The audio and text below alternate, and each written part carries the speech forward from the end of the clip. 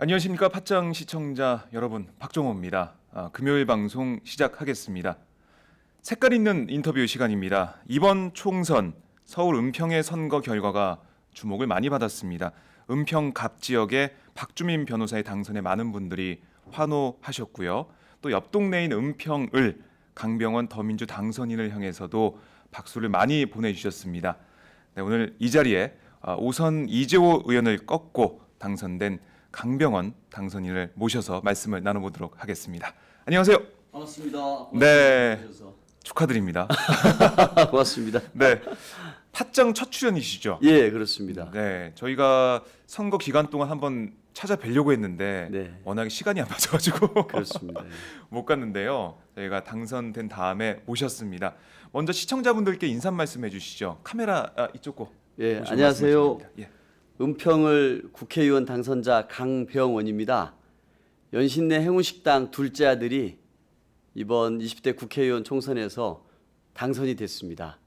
이번 은평을에서의 강병원의 승리는 저의 승리가 아니라 위대한 은평 민심의 승리라고 생각합니다. 여러분들께서 은평의 변화와 발전, 미래를 위해서 기적을 만들어 주셨습니다. 위대한 이 민심의 승리에 진심으로 감사드리고요. 제 주변의 평범한 사람들이 행복할 수 있는 권리, 행복할 권리를 좋은 법으로 만드는 국회의원이 되겠다는 다짐의 말씀을 다시 한번 드리겠습니다. 진심으로 감사드립니다. 네, 마치 후보자 토론에 인사 말씀 보는 듯한 그런 느낌이 들었는데요. 씩씩한 당선 소감 그리고 인사 말씀 잘 들었습니다. 먼저 저희가 국회 입성기부터 한번 풀어볼게요. 경선부터 좀 쉽지가 않았던 것 같아요. 왜냐하면 임종석 전 서울시 부시장과 경선을 치렀는데 임종석 전 부시장은 국회의원도 했었고요. 예. 그리고 인지도도 좀 있지 않았나 그런 생각을 많이 해서 힘든 싸움이 되겠다 이런 생각했거든요. 어떠셨어요? 돌이켜 보니까요. 네, 그 저와 제 주변에 그 저를 돕는 분들, 그 돕는 분들을 강팀이라고 하거든요. 강팀. 강병원 팀, 강한 팀. 아. 그래서 강팀이라고 하는데 네. 그분들 빼놓고는 뭐 제가 이길 거라 생각하신 분들이 없었던 것 같아요. 왜냐하면 뭐 실질적으로 우리 박 기자께서 말씀하신 것처럼 네. 워낙 인지도도 높으시고 486 정치인의 대표 주자셨고 얼마 전까지 서울시 부시장을 하고 오셨고 네. 그러셨던 분이었기 때문에 그런데 좀 곰곰이 이 바닥을 보면 네. 은평에 좀 민심이 있었던 것 같아요. 아. 그 민심은 무엇이냐고 하면은 예. 좀 이렇게 좀 우리 지역 사람이 했으면 하는 그 민심이 있었다고 생각합니다. 예. 그래서 제가 그 제 슬로건이 연신내 행운식당 둘째 아들이었잖아요. 맞아요. 예. 그 슬로건을 딱 주민들께 말씀드리니까 일단 연신내라는 말에 우리 지역 사람이구나. 네. 식당 둘째 아들이래. 이런 말들이 외부에서 오신 분과 이 지역의 토박이고 이런 것과 굉장히 좀 크게 반향을 불러일으켰던 것 같고요. 네. 또 원래 은평을이라는 곳이 야세가 강한 곳입니다. 그런데 이재호 의원이 5선을 한 지역이잖아요. 예. 근데 그 이유가 뭐였냐면요. 예. 그 저희 당의 이런 공천 실패가 가장 큰 원인이었다고 봐요. 네. 박원순 시장님 당선되실 때도 20% 차이로 이겼고요. 아, 그래요? 예. 그리고 우리 지역의 김우영 구청장이 재선 구청장인데도 네. 뭐 2010년, 14년 다 7% 포인트 차 이상으로 이겼습니다. 그리고 2012년에 박근혜 대통령 선거 때도 네. 문재인 후보가 훨씬 더 표를 많이 받은 곳입니다. 그런데 우리 당이 뭐 그 이 지역에서 이제 문국현 씨, 그다음에 장상 씨, 천호선 대표 이런 분들이 이제 실패하고 곧 가시니까 지역민들에게는 이런 전략 공천 안 돼, 낙하산은 안 돼 이런 인식이 자리 잡으셨던 것 같아요. 그러니까 지역에서 자라난 예. 그런 후보, 그런 정치인을 갖고 싶다, 예. 그런 야당 정치인을 갖고 싶다는 게 지역민들의 마음이었는데 예. 그동안 그런 모습이 없다가 이번에 행운식당 둘째 아들이라는 그 슬로건으로 연신내 행운식당 둘째 아들 그 슬로건으로 이번에 경선에서도 이기시고 당선이 되셨는데요. 네. 행운식당 광고가 홍보가 많이 됐을 것 같아요. 그러면 엄청나게 됐습니다. 연신내. 저도 한번 가고 싶더라고요. 그러시죠? 어떤 식당인가 제가 못 봐가지고요. 잠깐 제가 좀 광고를 좀 네, 해드릴까요? 광고하시죠. 이 연신내 행운식당은요. 네. 그 연신내 역 6번 출구에서 내리셔가지고 네. 쭉 밑으로 구산역 쪽으로 한 200m 정도 가면 맥도날드가 있어요. 예, 그 자리에 1980년대부터 90년대 초반까지 있었던 식당입니다. 지금은 없나요? 지금은 없고요. 지금은 제 마음 속에만, 가슴 속에만 있는 식당입니다. 그럼 찾아갈 수가 없는 식당이네요. 저에게 오셔야죠. 저에게 오셔야 됩니다. 네, 행운식당, 살아있는 행운식당. 지금 계속 영업을 하고 있는 행운식당이 바로 강병원 당선인이다. 예. 이렇게 생각을 할 수가 있는데, 그럼 어머님, 아버님께서 식당을 하신 건가요? 예. 예. 그 저희 아버님은 그 제가 4살 되던 해에 돌아가셨어요. 예. 제 고향이 전북 고창인데, 그러니까 너무 일찍 돌아가셔서 제 기억에는 아예 없고요. 네. 그러니까 이제 어머니께서 42년 말띠신데 33세 혼자 되신 겁니다. 그러니까 그 전북 고창에서 저와 저희 형을 키울 수가 없잖아요. 네. 그래서 할아버지 할머니 댁에 저희 형제를 맡기고 서울에 올라오셨어요. 혼자 올라오셔서 식모살이 튀김집을 하셔서 어느 정도 자리를 잡으니까 네. 저와 저희 형제를 서울로 올렸죠. 그러시면서 1980년도에 예. 그 연신내 그 자리에 행운식당을 여신 겁니다. 그래서 저는 그 홀어머니의 눈물로 그 지역에 있는 신도초, 대성중, 대성구를 나왔고 예. 어머니 살아계실 때 효도를 딱 한 번 했는데요. 네. 죽기 살기로 공부를 해서 홀어머니 기쁘게 해드리려고 서울대 갔던 겁니다. 그래서 제가 이제 서울대 다닐 때인 94년 2월에 돌아가셨습니다. 그래서 식당도 계속 못 하시게 되신. 네. 그래서 연신내 행운식당에서 제 가슴에 있으니까 언제든지 오시면은 네. 제가 그 식당의 맛을 보여드리도록 하겠습니다. 예, 알겠습니다. 그런 사연이 있었네요. 네. 행운식당 둘째 아들 그 말에 그동안의 삶의 뭐 아픔, 눈물 그리고 각오, 앞으로 어떻게 살아야겠다 그런 그렇습니다. 비전까지 다 들어있는 그런 그렇습니다. 느낌이 듭니다. 자, 이 본선에서는 지역 거물 정치인이라고 할 수 있는 이재호 의원과 대결을 했습니다. 네. 어떤 선거 전략을 좀 세우셨어요? 아무래도 현역 정치인이니까 쉽지만 않았을 것 같아요. 맞아요. 저희도 만나봤거든요, 이재호 의원을. 네. 강병원 당선인을 만났어야 되는데 제가 이재호 의원을 이재호 의원만 만나고 김재남 의원 만나고 그랬었는데 참 죄송합니다. 아닙니다. 잘 써주세요. 네. 이재호 의원 같은 경우는 뭐 많은 분들이 알아보시고 네. 그리고 이번에는 뭐 무소속 8번입니다. 이렇게 선거 전략을 구사했더라고요. 8번입니다. 이번엔 8번입니다. 어쩌다가 8번이 됐는지 이러면서 지역 주민들의 마음을 얻으려고 했었는데 강병원 당선인은 어떤 선거 전략을 쓰셨나요? 저는 이 본선은 네. 철저하게 다자 구도가 될 수밖에 없다고 생각을 했습니다. 이 다자 구도가 되면 당과 당의 이 양당 대결은 의미가 없지 않습니까? 네. 그리고 또 그렇게 몰아갈 경우에는 불필요한 진영과 진영 간의 대립으로 네. 사람들이 양당으로 모일 수가 있지 않습니까? 그래서 이 다자 구도 하에서는 이 당과 당이 싸우는 그런 모습보다는 철저하게 인물을 부각시키는 저를 부각시키는 방법이 좋겠다고 생각을 했습니다. 네. 그래서 철저하게 슬로건도 연신내 행운식당 둘째 아들 그리고 저의 얘기를 중심으로 했고요. 그렇다고 해가지고 네. 저희 당의 중앙 공약이라든지 박근혜 정부 경제실정 심판 얘기를 안 한 건 절대 아닙니다. 네. 하지만 중심을 슬로건에서 드러나듯이 저의 얘기를 중심으로 했습니다. 왜냐하면은 이 은평을의 전체적인 민심은 네. 이재호 의원은 이제 그만하셔야 된다 했습니다. 이제 많이 하셨지 않느냐. 네. 새누리당 5선으로 20년을 하셨는데 좀 은평에 뭔가 변화와 발전이 없다. 그래서 많이 하셨다. 그러면서 새로운 사람을 찾는 게 절대 다수였거든요. 네. 저는 그 여론을 한 7, 80%로 받고 그 7, 80%의 여론이 네. 누군가 야권의 승리를 가져올 대안을 찾을 거 아닙니까? 그러려면 충분히 인물 중심으로 갈 수밖에 없겠다고 생각을 하고 네. 거기에 중점을 뒀습니다. 인물론으로 이번 선거를 치르셨다 이런 말씀이신데요. 네. 슬로건을 보니까 어머니 은평에게 행복할 권리를 이런 문구가 눈에 띄더라고요. 네. 어머니 은평. 네. 이 은평 지역에서 자라났기 때문에 그걸 강조한 그렇습니다. 그런 문구라고 볼 수 있겠네요. 네. 행복한 권리를. 이거는 어떤 내용인가요? 어떤 행복을 찾아주고 싶으신 거예요? 그 출발은 네. 제가 이제 홀어머니 밑에서 그 식당 일을 도우면서 자랐지 않습니까? 네. 저희 어머니께서 저를 키우시면서 꿈꾸셨던 행복한 삶이 있어요. 근데 그거를 다 이제 보시지 못하고 돌아가셨지 않습니까? 네. 그 당시에 저희 행운식당에 오셔서 저희 어머님과 함께 어울렸던 평범하게 많은 분들도 다들 자식을 잘 키워서 행복하게 사시고자 하는 꿈이 있었을 겁니다. 네. 우리 박 기자님께서도 행복한 꿈이 있으실 거고요. 그럼요. 우리 헌법 10조에 인간의 존엄에 대한 추구와 네. 행복할 권리를 추구하게끔 되어 있습니다. 음. 근데 우리 대한민국 국가는 우리들에게 의무화를 강요하죠. 여러분들이 갖고 있는 행복할 권리, 네. 제 주변에 평범한 사람들이 갖고 있는 행복한 꿈을 꼭 좋은 법으로 만들어서 실현하고 싶다. 네. 이게 제가 슬로건에 담은 내용입니다. 저도 이 전세금이 좀 조금만 올랐으면 행복하겠다라는 생각을 좀 하고 있거든요. 이런 3, 40대 행복할 권리, 예. 전세금에 고통받지 않고 교육비에 허리가 휘지 않는 네. 그런 것도 맞습니다. 다 생각을 하고 계시는 거죠. 그렇습니다. 그런 예. 권리를 찾아주겠다, 행복할 수 있는. 네. 네, 어머니 은평에게 행복할 권리를 잘 지으신 것 같아요. 문구가.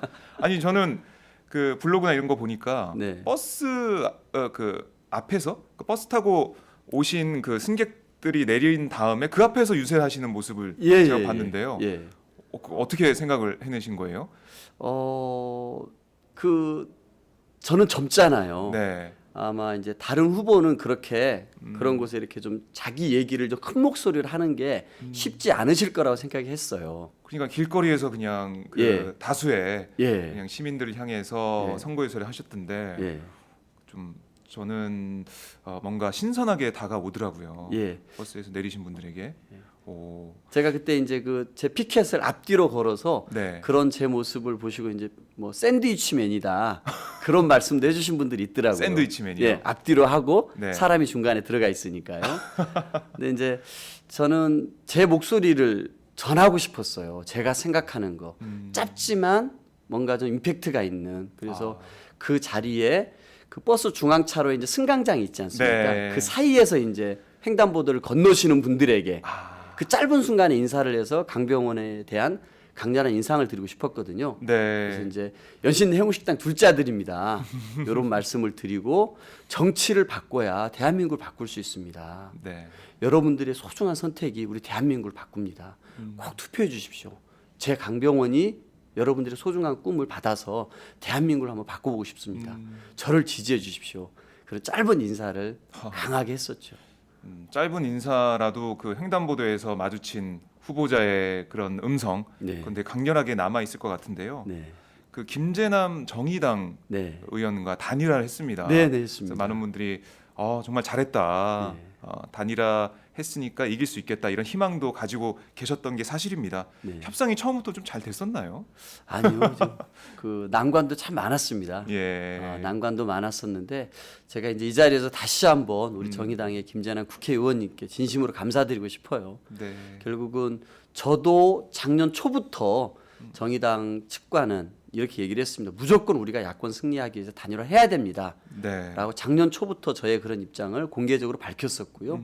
저의 작년 말 그 출마 선언문에도 네. 야권을 단일 대우로 만들어서 반드시 승리해야 됩니다.라고 제가 명시를 했었거든요. 네. 그래서 이제 시기가 이제 늦춰져서 그러게요. 조마조마했습니다. 네, 조마조마했었습니다만 결국은 그 길에 우리 김재남 우리 의원님께서 그 지혜와 통큰 결단을 해주셔서 결국 우리 야권의 승리를 가져오지 않았나 이렇게 생각을 합니다. 다시 한번 정말 감사드립니다. 네. 단일화 이후에 같이 뭐 유세를 하거나 그런 시간도 좀 있었죠. 아, 그럼요. 네, 같이 다니시면서. 예, 그 네. 불광역에서 이제 투표 전 일요일 날 불광역에서 NC백화점 앞에서 김재남 의원님께서 유세차에 올라오셔가지고 적극적으로 지지 발언 해주시고 유세해 주셨고요. 네. 또 연신내에도 마찬가지고 아. 또 강병훈 후보 꼭 좀 지지해 달라고 하는 네. 문자도 보내주시고 하실 수 있는 걸 다 해주셨습니다. 진짜. 당선된 다음에 뭐 축하 문자 이런 게 좀 왔나요? 아, 말씀을 좀 그럼요. 나누셨나요? 예. 예. 통화도 하고 예. 은평을 위해서 정말 좀 열심히 해주시라 이런 또 격려 전화도 해주시고 너무 감사했습니다. 네. 이게 참 쉽지가 않아요. 네. 그 선거에 나와서 후보로 뛰고 있는데 단일화를 통해서 내가 안 될 수도 있는데 후보가 그런 단일화를 한다는 것 자체가 큰 결단이고요. 그렇습니다. 그리고 후보 단일화 다음에 정말 진심으로 도와주고 선거운동을 한다는 것 자체도 정말 대단한 일이라고 제가 생각을 합니다. 맞습니다. 예. 네, 정의당하고는 단일화가 됐었는데 국민의당 후보와는 끝내 예. 단일화는 하지 못했어요. 네. 그래서 3자 구도가 되면서 많은 분들께서 이러다가 어부지리를 주는 거 아니야? 라는 생각을 좀 많이 하셨을 것 같아요. 그렇습니다. 예. 이 사실 지역 위원장이셨다가 탈당을 한 거죠. 그러셨죠. 국민의당 예. 후보가 고현우 후보인데 그 지지세도 만만치 않았어요. 맞습니다. 예, 이 돌이켜 보시면 결과를 볼 때 유권자분들이 전략적인 투표를 했다 이렇게 좀 생각하실 것 같아요. 어떻습니까? 고현우 후보는 우리 그 은평을 지역에서만 12년을 그 텃밭을 닦아오신 분이시죠. 네. 근데 중간에 이제 좀 뭐 2010년에 보궐 때 이제 장상 후보가 전략 공천되면서 굉장히 상처도 받으셨고 네. 2012년에 이제 천호선 후보와 야권 단일 후보 경선을 하셨잖아요. 맞아요. 근데 그 경선에서 또 패하심으로써 좀 충격도 많이 받으셨고 본인께서는 되게 좀 억울하시고 네. 힘드신 게 많으셨어요. 이제 그러다 보니까 그분이 또 지역을 열심히 좀 다지셨기 때문에 좀 이렇게 좀 고령층 중에서 그분에 대한 동정 여론이 상당히 있었습니다. 그래도 결국은 이 정치는 그런 것 같아요. 네. 그 당시에 이제 민심을 받아 안을 수 있는 좀 이렇게 좀 참신한 후보를 좀 원하셨던 것 같아요. 네. 그리고 또 반드시 이길 수 있는 후보, 음흠. 야권에서 반드시 이길 수 있는 후보를 원하셨던 것 같은데 네. 그 힘들이 더불어민주당과 국민의당이 경합을 할 때 저에게도 모이지 않았나 이렇게 생각을 합니다. 하여튼 네. 고현우 후보님도 너무너무 고생 많으셨습니다. 참 이번 선거 3자 구도 끝끝내 국민의당 후보들이 뭐 은평 지역도 그렇고 은평 갑에서는 단일화가 됐지만 네, 국민의당 네. 후보가 은평을 비롯해서 다른 지역에 단일화가 안 돼가지고 많은 분들 걱정을 하셨는데 유권자분들이 정말 전략적으로 이길 수 있는 후보에게 표를 몰아줬다. 정말 민심이 대단하다. 이걸 저는 느끼고 있어요. 저도. 맞습니다. 예, 예. 유세 동안 계속 전국을 돌아다니면서 네. 말씀을 들어보고 했는데 선거 결과가 이렇게 나오니까 네. 저도 깜짝 놀랐고요. 많은 분들도 대단하다 네. 이런 말씀하실 것 같습니다. 네. 이 선거하면서 뭐가 가장 힘드시던가요? 이번이 첫 선거시죠? 이 본선은 제가 처음입니다. 본선은 처음이세요. 처음입니다. 첫 네. 선거입니다. 예. 뭐가 힘들던가요? 근데 그래도 좀 젊으시니까 네. 체력적으로는 힘들지 않았을 것 같아요. 맞습니다. 예. 그래요? 다들 뭐 체력은 다들 네. 인정을 해주고 대단하다고. 아, 체력은 어쨌든 뭐 몇 시에 일어나서 몇 시에 주무셨어요? 한 5시에 일어나서요. 네. 한 12시 좀 넘어서 자고 그랬습니다. 아, 그래요. 네. 5시간 정도 자면서 쭉 달려왔던 건데요. 네. 그럼 체력적인 거는 괜찮았고 예. 어떤 점이 힘들던가요? 목이 좀 더 강했으면 좋겠어요. 목이요? 목이 쉬어가지고 예, 말씀하시니까. 뭐 이렇게 다니시면서 네. 또 이렇게 유세차가 아닌 경우에는 목으로 이제 모든 걸 인사드려야 되는데 더 많은 분들께 저의 목소리를 전하고 싶었는데 이제 목이 쇠버리니까 네. 잘 큰 소리로 맞아요. 또렷한 음성으로 전하지 못했던 거 좀 그런 게 좀 힘든 점이었고요. 뭐 다른 부분들은 다들 너무 이렇게 따뜻하게 해주시고 네. 그 격려도 많이 해주셔서 큰 어려움 없이 잘했습니다. 그래요. 다음 선거 때는 목을 좀 강화하셔가지고 나오셔야 될 것 같은데 아니 그 선거 운동하면서 좀 힘이 나고 피곤할 때 좀 정신이 번쩍 들고 네. 이런 일 없었나요? 에피소드라든가 있습니다. 그래요? 그 소개 좀 해주시죠. 제가 이제 항상 그 사람들이 모여 계신 자리에 가면은 네. 항상 먼저 질문을 던지면서 제 소개를 합니다. 아 질문을요? 예. 어, 좀 이렇게 건방져 보일 수도 있잖아요. 인사 공손해야지 무슨 질문을 던져. 맞아요. 그런 후보들이 없었던 것 같은데요. 저는. 그렇습니다. 그래서 그분들께 양해를 구하고 여러분 혹시 아프시면 치료받으러 어디 가세요? 라고 항상 여쭤봅니다. 그래요. 그럼 다들 병원 가지 어디가? 이렇게 되잖아요. 네. 그러면 제가 답을 합니다. 보통 병원이 아닙니다. 네. 병원 중에서 제일 강하고 센 병원. 은평에 20년 묵은 병을 치료할 가장 센 병원 강병원입니다. 반갑습니다. 그렇게 그렇게요. 인사를 합니다. 예. 근데 효과적이네요. 효과적이죠. 예. 아프시면 어디 가세요? 병원이요. 예. 제일 강한 병원 강병원입니다. 예. 사람들이 듣고 강병원 이름 그 석자는 예. 머리에 남을 것 같아요. 그렇습니다. 네. 그럼 많은 분들이 웃으시면서 뭐 좋아도 해주시고 한 번 더 쳐다봐 주시고 이럴 그렇습니다. 것 같아요. 이렇게 모든 사람과의 대화에서 함께 웃을 수 있다는 거는 소통의 출발이지 않습니까? 맞아요. 소통의 출발이고 저 사람에게 한번 주목할 수 있고 그런 면에서 이렇게 저희 할아버님께서 지어주셨는데요. 네. 초등학교, 중학교 때 얼마 제가 놀림 많이 받았겠습니까? 그런데 이렇게 상상이 됩니다. 예, 근데 강병원이라는 이름이 예. 우리 지역민들과 소통하는데 큰 역할을 해줬습니다. 야, 할아버님께도 감사를 드려야겠네요. 조상님의 은덕으로. 그러니까요. 이름도 강병원으로 지어주셔가지고 네. 많은 분들의 인지도 높이는데 도움이 많이 된 것 같은데요. 당선 인사하고 다니실 때 뭐라고 하시던가요? 그러면 지역 주민들께서 잘해주라. 음, 일 똑바로 해라. 네, 그리고 국가를 위해서 일해라. 당을 위해서 일하지 말고 국가를 위해서 일하라. 예, 그리고 똑바로 하라. 정말 이번에 정말 한번 믿고 찍어준 거야. 다시는 싸우지 마. 이런 말씀들 정말 많이 들었습니다. 그러니까 지금 우리 국민들이 네. 정치 불신이 큰 것 같아요. 그렇습니다. 아직도 네. 야당이든 여당이든 네. 정치 불신이 크고 그리고 야당이 꼭 예뻐서 찍어준 그런 선거가 아니기 때문에 야당 니네 어떻게 하는지 볼 거야. 네. 이번에 내가 표를 찍어줘서 당선이 됐는데 이적으로 이기게 해줬는데 앞으로 어떤 일 하는지 볼 거야 이런 생각을 많이 하시는 것 같아요. 그렇습니다. 예.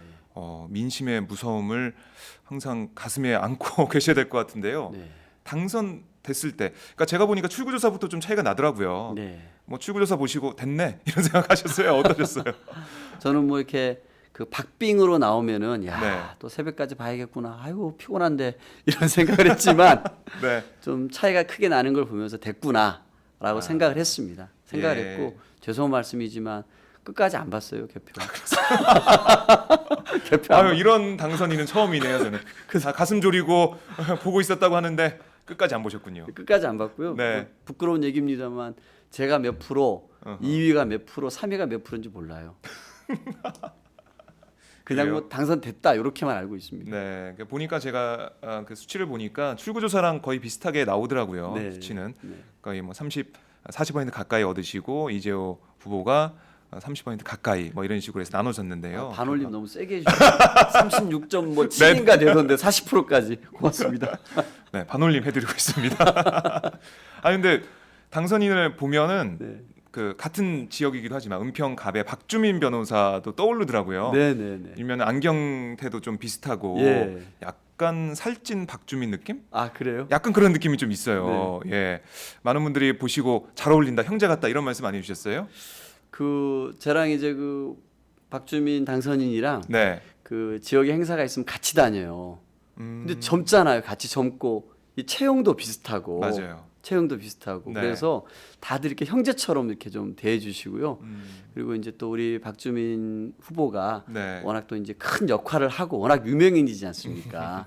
그래서 같이 이렇게 좀 격려해 주시는 보는 모습 보면서 참 저는 영광이죠. 네, 형제처럼 봐주시는 게 영광이고 음, 참 박주민 우리 당선인 덕분에 잘 커나가고 있습니다. 네. 아니, 그래도 박주민 그 변호사의 후보에게 스포트라이트가 팍 쐬지니까 왠지 그림자 속에 있는 것 같은 빛에 가린 듯한 예. 그런 느낌은 없으셨어요? 그런 거는 뭐 없었고요. 네, 이제 각자 어쨌든 뭐 박주민 당선인도 자기 역할을 가지고서 일을 하시고 네. 저도 이제 제 역할을 가지고 제 캐릭터 가지고를 하는데 또 그런 거는 없었고 하여튼 이 은평을에 이제 갑을에 네, 젊은 후보들이 다 등장을 했고 맞아요. 구청장도 또 젊지 않습니까? 네. 그래서 이제 좀 그 은평의 이제 변화, 발전, 미래를 기대하시는 분들께 실망시키지 않고 이 젊음과 패기로 새 인물들이 더 많은 일을 해야 되겠다 이런 생각을 하고 있고요. 또 박주민 당선인은 또 제 대학 후배이기도 합니다. 아 그래요. 예, 후배이기도 하고 예, 실제 이제 이 정치에 대해서는 박 당선인은 이제 결심하고 이제 들어온 지 얼마 안 됐으니까 네. 서로 협력하고 자주 머리 맞대서 대한민국을 위해서 그리고 은평을 위해서 정말 이렇게 그림들을 잘 그려가려고 생각하고 있습니다. 박주민 그 변호사와 콜라보레이션 네. 이게 은평에서 어떻게 펼쳐질지 이것도 많은 분들이 기대를 하고 계실 것 같습니다. 네. 은평 지역이 예전부터 좀 낙후돼 있다 이런 느낌이 네, 네. 커요. 네. 지금 뭐 은평 뉴타운이 들어서 가지고 뭐 좀 바뀌긴 했지만 네. 그래도 다른 지역 네. 좀 돌아보면 좀 은평은 서울의 변두리다 이런 느낌이 있는데요. 지역 발전을 위해서 공약 이런 거 좀 하셨죠? 예, 어떤 했습니다. 얘기를 좀 하셨습니까? 저는 은평을 네, 주거의 질, 삶의 공간에서 으뜸인 행복한 은평 만드는 것에 주력하겠다라고 했습니다. 네. 그러니까 익히 볼 수 있는 지역 공약 중에 뭐 토건 공약, 예. 공약이라든지 개발 공약이라든지 무슨 거창한 공약이 저는 없습니다. 제가 그런 부분을 어떻게 생각했냐면요, 네. 실현 가능하지 않은 토건 공약으로 사람들의 마음을 흔드는 것 저는 거짓이라고 생각합니다. 예전에 그 뉴타운 네, 그 바람을 타고 네. 그때 한나라당이었죠. 한나라당 의원들이 많이 됐어요. 당선이. 네. 그런 상황이었는데 이 지역 주민들도 그런 토건 공약 네. 이런 거에 대해서 이제는 이게 토건 공약으로 유타운이 되고 뭐 지역이 바뀐다고 하더라도 나한테 돌아오는 이익이 없다. 이걸 아실 것 같아요. 예, 예, 맞습니다. 네. 그래서 뭐 그런 뭘 짓겠다, 네. 뭘 만들겠다 그런 공약보다 네. 행복을 찾아주는 네. 그런 얘기, 그런 말씀을 많이 하셨다는 거죠. 네. 조금 설명을 드려볼게요. 네. 그 어떤 의원님께서는 우리 지역에 뭐 지하철역이 이제 구파발역과 연신내역이 있어요. 네. 그 중간에 박석곡의 역을 만들겠다고 한 적이 있어요. 또 6호선 중에 예. 또 역을 하나 만들겠다고 하고. 근데 솔직히 이런 지하철 같은 걸 만들 때는 국가 차원에서 얼마나 많은 인력들이 투입이 돼서 편익 분석도 하고 수많은 연구를 해서 내오는 거 아니겠습니까? 네. 근데 거기에서 지역민들이 몇 분이 요구한다 해가지고 지하철역 하나를 더 만들겠다고 하면은 그 당시에 반짝해서 그분들이 표를 얻을 수는 있지만 네. 실현은 안 되는 거 아닙니까? 다 안 됐습니다. 다 안 됐어요. 다 안 됐죠. 다 공약이었는데 안 됐어요. 그럼요. 안 됐습니다. 그리고 네. 또 이번에 이제 이 국가 차원에서 서울 서북부에 네. 이 교통난을 해소하기 위해서 GTX 노선이라든지 신분당선 노선을 얘기를 하고 있거든요. 네, 네. 이건 국가 차원에서 이미 계획을 세워서 18년에 착공해서 22년에 완공하기로 되어 있는 거거든요. 네. 근데 마치 이걸 자기 거라고 얘기를 해요. 맞아요. 자기 게 아니잖아요. 네. 국가가 하는 거 아닙니까? 그 과정에서 우리 주민들의 민원이라든지 불편사항 같은 경우를 해소해 주는 수준에서 자기 역할이 있는 것이지 마치 그 노선을 자기가 까는 것처럼 저는 그 거짓말이라고 생각해요. 옳지 않다고 봅니다. 네. 왜? 지금은 이제 부동산 시대가 아니지 않습니까? 네. 이미 저성당은 고착화됐고 부동산 가지고 또 국민들 등쳐먹어서는 큰일 납니다. 그럼요. 안 됩니다. 그런 네. 거짓말하는 국회의원 절대 뽑아주시면 안 됩니다. 그런데 네. 이 은평이라는 것은 교육과 주거의 공간이에요. 와 보시면 아시겠지만 네.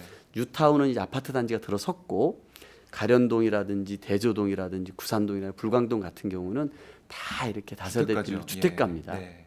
근데 물론 낙후된 곳이 있어서 그곳에 재개발 조합이 결성이 돼서 사시는 분들이 있어요. 그분들은 어쨌든 주민들의 절대 다수가 찬성하신 거잖아요. 네. 그거는 잘할 수 있게끔 제가 모든 힘을 다해서 도와드릴 겁니다. 그렇지 않은 공간이라 그러면 저는 우리 공공에서 적극 나서서 네. 노후 주택을 매입하고 어허. 자꾸 해야죠. 예. 그래서 그런 곳에다가 자꾸 녹지를 공원을 만들어야 된다 생각합니다. 그리고 작은 도서관들도 만들고요. 네. 그래서 아이와 우리 어머니, 아빠 그리고 어르신들이 편안하게 행복을 나눌 수 있는 네. 그런 공간들을 많이 만드는 것. 그리고 청소년들의 쉼터를 만들어주는 것. 이렇게 우리 지역이 행복할 수 있게끔 교육과 주거 중심, 은평에 네. 맞는 작은 공약들 중심으로 하려고 공약을 내세웠습니다. 네, 지금 당선인의 말씀을 제가 들으면서 머릿속에 좀 그려봤는데요. 그렇게만 된다면 정말 좋겠네요. 행복한 은평이 될 것 같습니다. 저도 은평 지역에 조금 다닌 적이 있어가지고 그 지역을 그러세요? 좀 알고 있는데요. 네. 정말 많은 분들이 사시고 계신데 그 주거 환경이나 이런 것들, 그다음에 쉼터, 공원 이런 게 좀 부족하다는 생각을 많이 해왔거든요. 네. 그런 게 이루어지는지 4년 후에 다시 모셔서 말씀을 들어보도록 하고요. 예. 자, 이 20대 국회에 대한 기대가 정말 큽니다. 네. 제 주변 친구들만 봐도 승리했다는 기쁨 이런 걸 좀 많이 표현하세요. 왜냐하면은 내가 찍은 후보가 됐더라.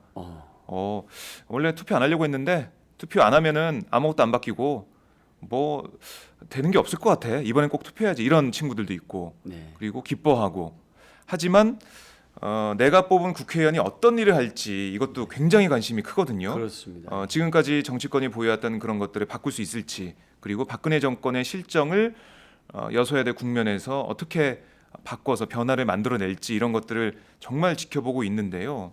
그래서 당선인들의 어깨가 더 무거워요. 네. 당선자 대회 그저께 하셨잖아요. 네, 그렇습니다. 보니까 많은 분들께서 정말 우리가 조심해야 된다. 네. 단합해야 된다. 겸손해야 된다. 네. 열심히 해야 된다. 이런 말씀 많이 하시더라고요.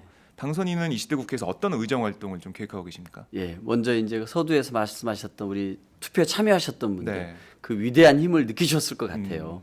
저도 이제 지역에 다니시면서 청춘들을 보면은 네. 청춘들이 꼭 힘을 보태주셔야 됩니다.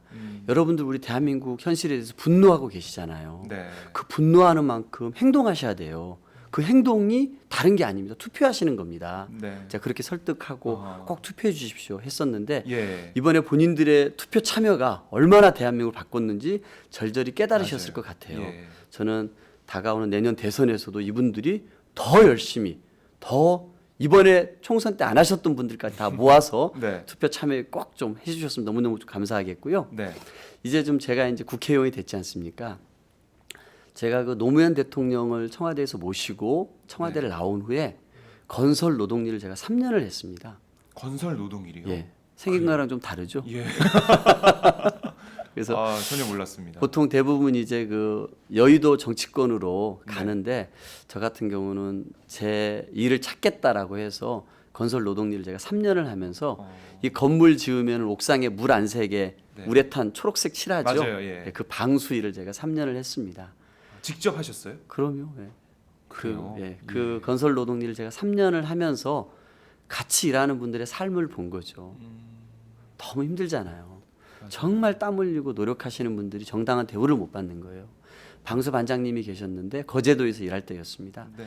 그분 하루 일당 13만 원이었거든요. 딸이 둘이 있었어요. 대학교에 있는 딸이. 네. 이제 하루 일 끝내 고된 일 끝나고 저녁에 김치찌개에다 소주 한 잔씩 먹는데 그분이 갑자기 대학교 다니는 딸 전화를 받고 오더니 굉장히 기분이 좋아하시는 거예요. 그래서 네. 반장님 왜 이렇게 기분이 좋으세요? 그랬더니 대학교 다니는 딸이 알바를 구했답니다. 그런데 그 방수 반장님이 한 달에 이 기껏 해봤자 20일 일하잖아요. 네. 13만 원 20일이니까 260만 원이에요. 이거 가지고 대학교 다니는 딸 어떻게 가르칩니까? 부인도 벌어야 되잖아요. 대학교 다니는 딸 둘도 안 되잖아요. 학자금 대출 받았죠. 다 알바를 해야 되는 겁니다. 이 현실이 너무너무 가슴 아프게 느끼는 거예요. 네. 우리나라 1인당 국민소득이 2만 8천 불이랍니다. 우리나라 돈으로 따지면 3천만 원이고 4인 가족으로 따지면 1억 2천만 원이고 이게 평균이래요. 이렇게 사세요?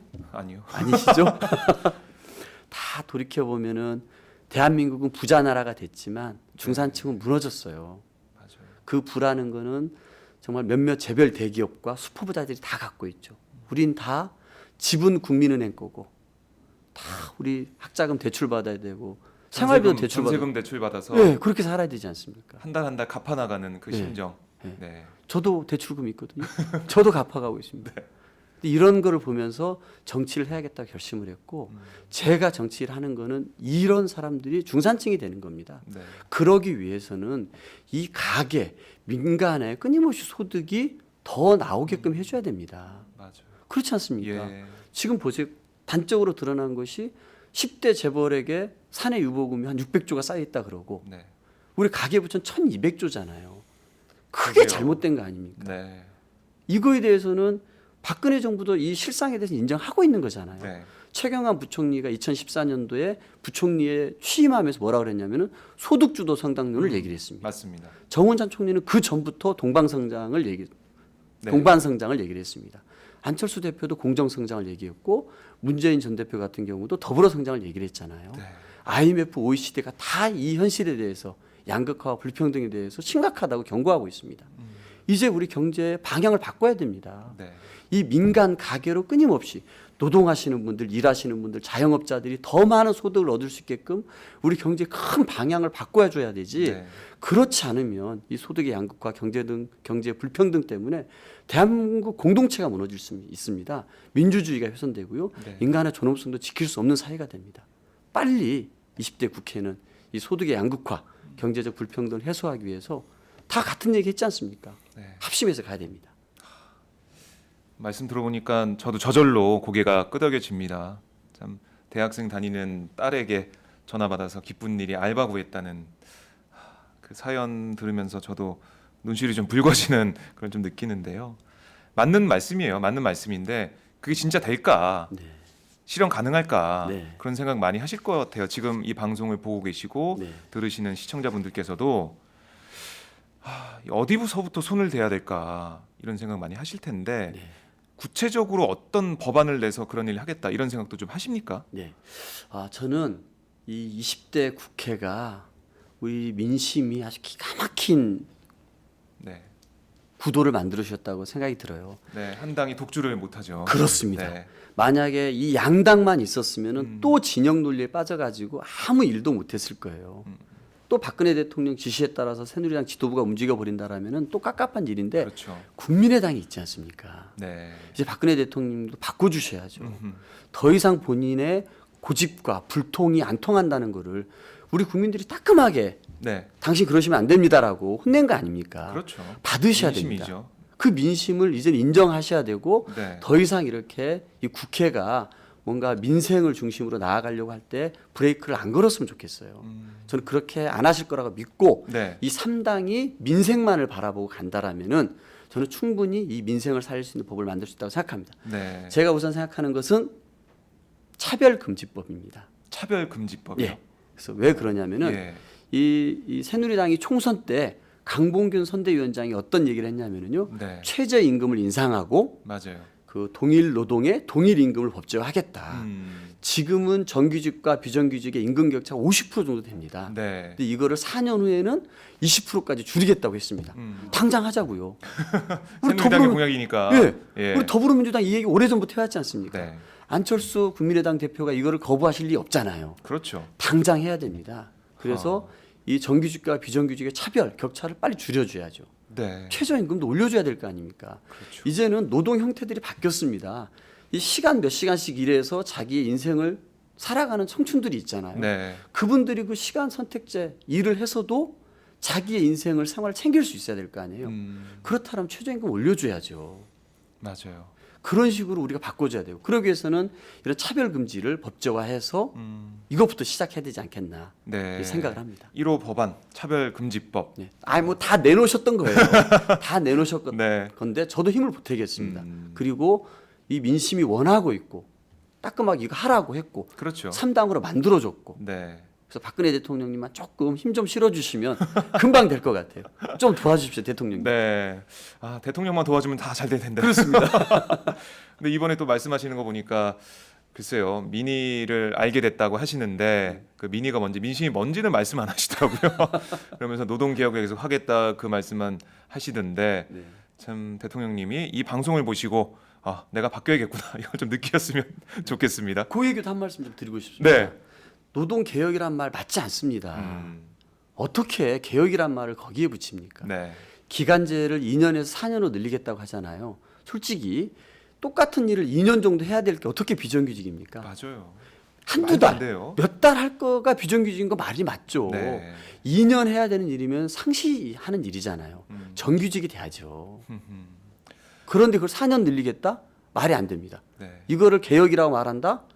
도대체 왜 언어를 다 바꿉니까? 우리들이 알고 있는 언어를. 맞아요. 그리고 파견법도 마찬가지 아닙니까? 네. 지금 대한민국 이렇게 어려운 분들이 많은데 더 저임금 노동자만을 양산할 수 있는 파견법을 더 계약을 하자니요. 말이 안 되는 겁니다. 이제는 아까 말씀드렸듯이 네. 기간제도 더 줄여야죠. 파견도 축소하고 그분들이 잠깐 일하면은 정규직보다 더 줘야죠. 네. 저는 그렇게 생각합니다. 그러니까 이게 많은 분들께서 알고 계시는 건데 정부 논리는 파견법, 기간제법 이런 게 없으면은 우리 이 경제 일자리를 못 만든다 그런 논리거든요. 네. 비정규직이 있어야 경쟁력이 생긴다 기업들에게 이런 논리예요. 기업 위주로 생각을 하고 있는데 그런 마인드, 그런 생각을 확 바꿔야 된다는 그런 말씀이시죠. 그렇습니다. 네, 국민들. 예, 우리 대한민국이 이 국가가 나서서 온 국민이 나서서 우리의 기업들을 키워줬습니다. 몇십 년이었습니까? 한 60년 됐나요? 네. 그렇게 키워줬잖아요. 기업이 잘 되면은 우리 국민도 잘 살게 된다 네. 그런 생각 많이 했죠. 그 수십 년을 해왔고 심지어 제가 선거운동 다니면은 기업이 잘 살아야지 무슨 소리냐고 나는 못 살아도 된다라고까지 그렇게 말씀하시는 분들도 있지 않습니까? 네, 이제는 같이 살아야 될 거 아닙니까? 기업의 성장에 대해서 제가 거부하는 게 아닙니다. 네, 같이 살아야 됩니다. 이 세계사적인 이런 경제 흐름이 보여주고 있잖아요. 네. 같이 살아야 된다고 더불어 성장해야 된다고.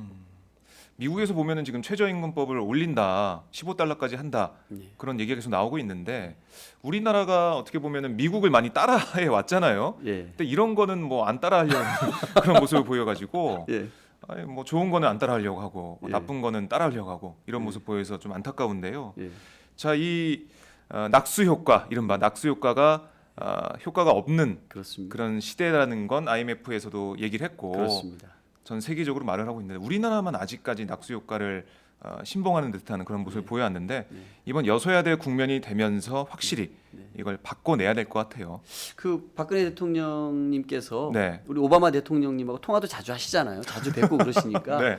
오바마 대통령님께서 그 go try 한번 해봐라. 네. 그 최저인 거 가지고 한번 살아보시라 그랬지 않습니까? 음, 동감하실 거라고 생각합니다. 네. 우리 국민들과 함께 음, 살 수 있게끔 네. 좀 큰 틀을 한번 바꿔주실 것을 부탁드립니다. 네.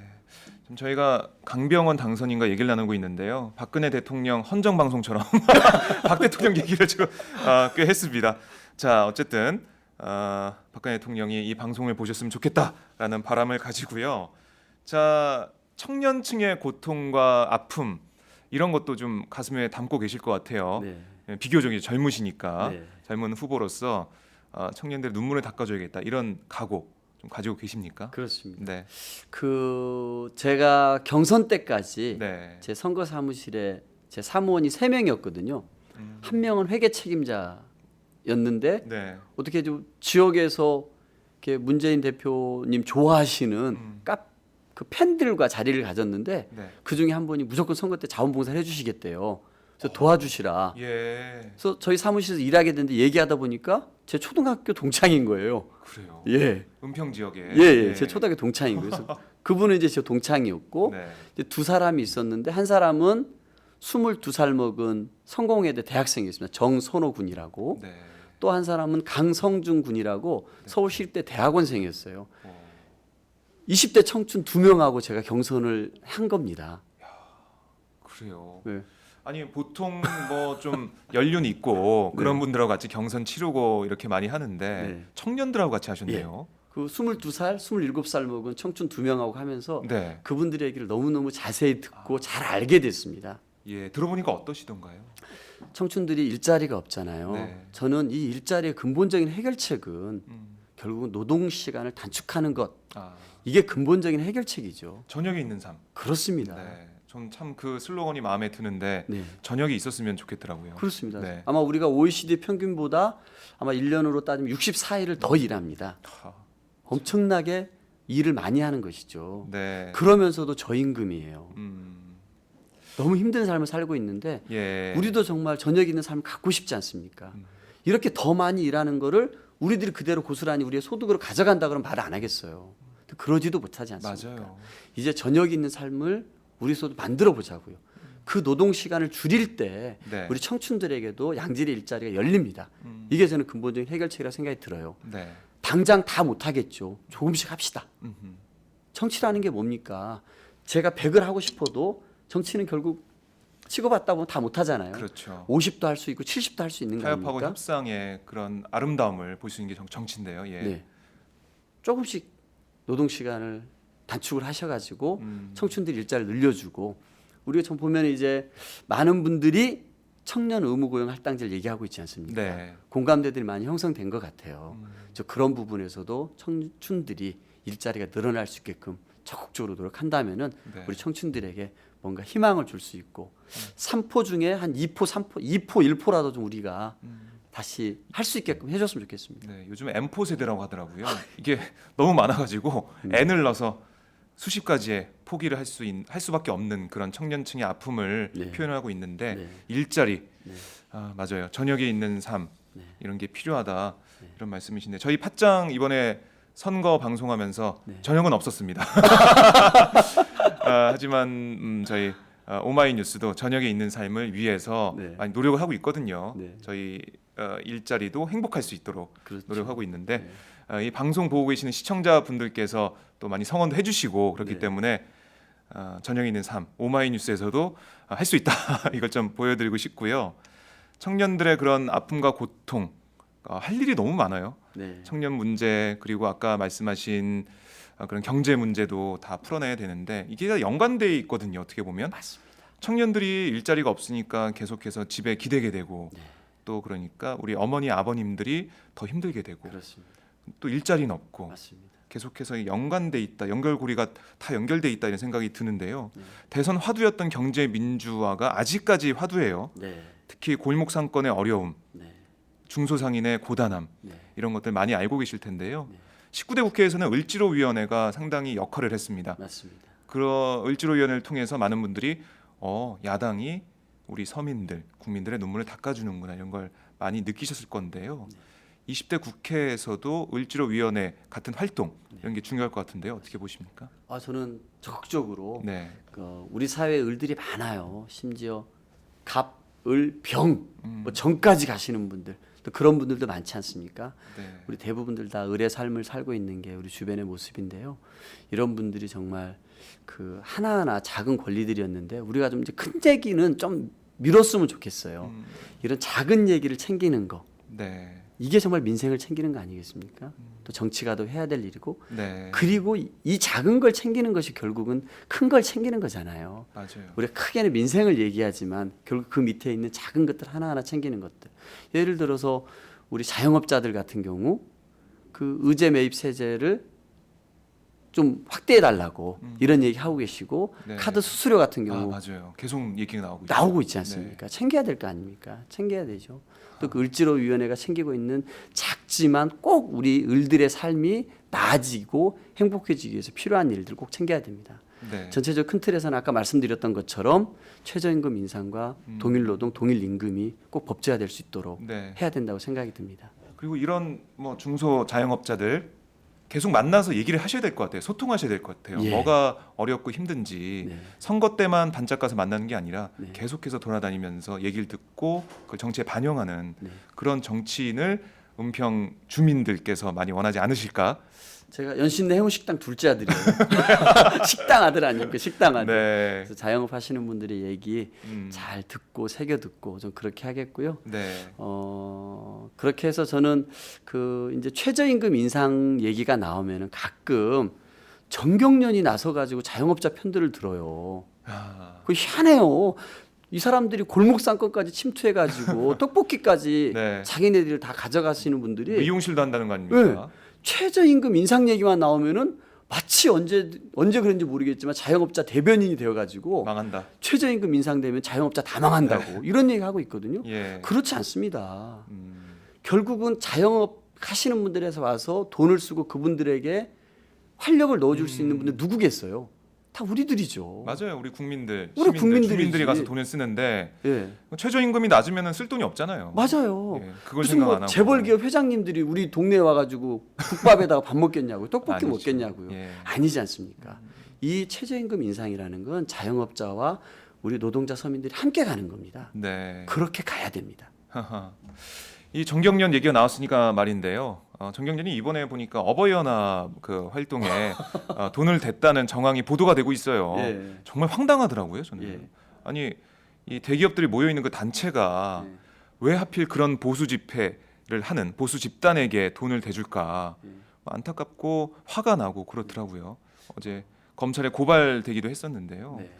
이 문제도 국회에서 좀 다뤄야 되지 않을까 하는 생각도 좀 드는데요. 예, 좋습니다. 네. 좀 진상을 좀 파악할 필요가 있고요. 음. 그 보수 언론이 항상 이렇게 저희 비판할 때 라면 어법을 좋아하는데 사실이라면 사실이라면 엄벌에 정말 처해야죠. 네. 있을 수 없는 일 아니겠습니까? 그렇죠. 이 정경유착이라고 표현하기도 참 이 단어가 참 부끄럽고요. 네. 정말 이 정치에 개입을 해가지고 네. 그런 보수 단체들에게 사주를 했다는 거 아닙니까? 그 보도가 사실이라면, 의혹이 사실이라면, 라면. 네, 이 문제는 정말 국회에서도 우리 국민의 대표들이 네. 꼭 진실을 밝혀낼 거라고 생각을 하고요. 예.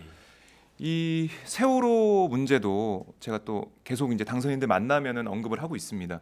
세월호 참사 문제가 진실 규명되지 않으면은 우리나라는 미래로 한 발자국도 더 갈 수 없다 이런 생각을 하고 있는데요. 당선인은 어떻게 보십니까? 적극적으로 동감을 하고요. 네. 정말 세월호 이전의 대한민국과 이후의 대한민국이 있어야 되는 거 아니겠습니까? 네. 정말 그 세월호 참사를 보면서 우리 모든 국민들이 울었잖아요. 그 울었으면은 뭔가 새로운 대한민국을 만들기 위해서 다 같이 노력을 해야 되는 거 아니겠습니까? 네. 저는 이 세월호 특별법에 좀 부족한 부분들 우리 국회가 합심해서 그분들이 원하시는 것들이 될 수 있도록 해야 되고요. 네. 가끔 이렇게 이분들 이렇게 폄훼하려고 되지도 않는 글 올리시는 분들 정말 자기 일처럼 생각해 줘야 됩니다. 이 대한민국이 정말 새롭게 갈 수 있는 소중한 계기입니다. 이 꽃들의 청춘들의 죽음이 헛되지 않게끔 네. 우리 살아있는 모든 자들이 역할을 다해야 한다고 생각합니다. 그리고 옆 지역구가 바로 세월호 변호사 예. 맞습니다. 박주민 당선인이 있어요. 그렇습니다. 같이 이 문제 합심해서 콜라보레이션을 하는 모습을 꼭 하겠습니다. 제가 기대를 해보겠고요. 그 현안 관련해서 하나만 여쭤보겠습니다. 네네. 이해찬 전 총리가 복당을 신청했어요. 예. 그런데 이해찬 그 당선인의 말이 네. 김종인 대표의 사과를 꼭 받겠다, 네. 복당해서 받겠다 이렇게 말씀하셨는데요. 네. 김 대표의 사과 네. 필요하다고 보십니까? 어떻습니까? 글쎄요. 그 이해찬 의원님께서는 네. 결국 국민의 선택을 받으셨잖아요. 그렇죠. 선택을 받으셨습니다. 대단한 분이십니다. 네. 우리 당의 정말 원로 정치인이시고 또 김종인 대표께서도 뭐 여러 가지 공과는 있어요. 네. 공과는 있지만 어쨌든 총선 승리를 이끄셨던 거는 또 부인할 수 없는 것이고 또 그분을 또 문재인 대표께서 또 모셔왔지 않습니까? 네. 그래서 두 분 다 큰 분이세요. 정치를 잘하시는 분이시고 네. 저는 이 두 분이 잘 풀어내실 거라고 생각합니다. 잘 풀어내실 거다. 네. 네, 저희도 지켜보겠습니다. 저희가 이제 인터뷰를 좀 마무리를 해야 되는데요. 네네네. 저는 이 질문을 좀 해보고 싶더라고요. 네. 정치를 지금 뭐 본격적으로 하시게 됐는데요. 네. 정치를 하면서 시작하면서 이분처럼 해야겠다. 네. 이 정치인처럼 정치해야겠다. 이렇게 마음속에 담아두는 분이 계신가요, 혹시? 저는 김대중 대통령님이십니다. 네. 제가 그 고등학교 2학년 때가 아마 87년이었던 것 같은데 그때 대선이 아마 있었죠. 맞아요. 그때 제가 고등학생 신분으로 김대중 대통령 후보께 편지를 한 4장 정도 써서 보냈던 기억이 나요. 그래요? 네. 그래서 이렇게 첫째, 둘째, 셋째, 넷째 몇 개를 해서 이런 거를 강조해 주셨으면 좋겠습니다. 이렇게 말씀해 주셨으면 좋겠습니다. 이렇게 대단하시네요. 편지를 보냈는데 답장도 보내주셨더라고요. 친필은 아니었고요. 네. 이렇게 한지에다가 음, 이렇게 난을 그리시고 좋은 글귀를 보내주신 그 답장을 보내주셔서 예. 아마 저에게 그 고등학생에게 굉장히 큰 가슴에 남았었죠.